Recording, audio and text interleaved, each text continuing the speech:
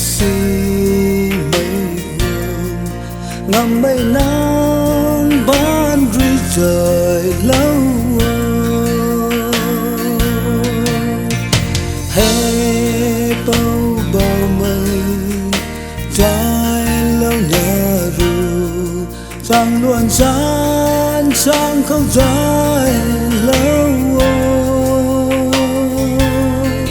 sáng xưa mây thì cao quay đắng mắt sáng xoan mây ở ta im đuông lâu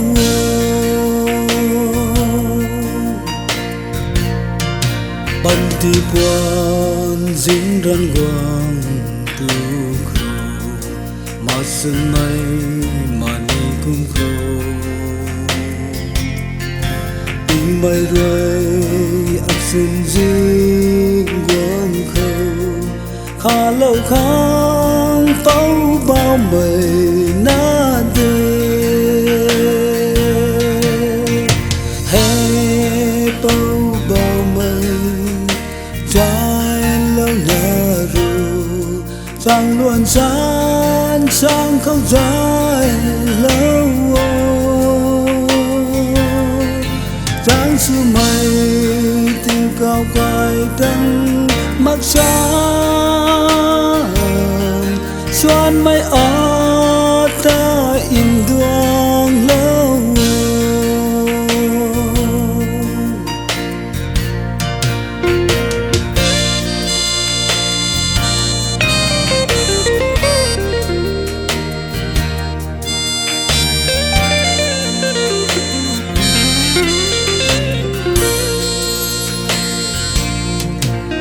một mây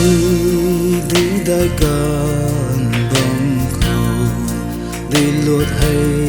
dài cả lâu rung thác bông hay ai quang mất sang nắng bóng khâu ai giang sự mất sang hey bao bao mây trái lâu nhà ru sang luôn sáng sáng khóc trái lâu giang xứ mây tình cao quay đắng mắt sáng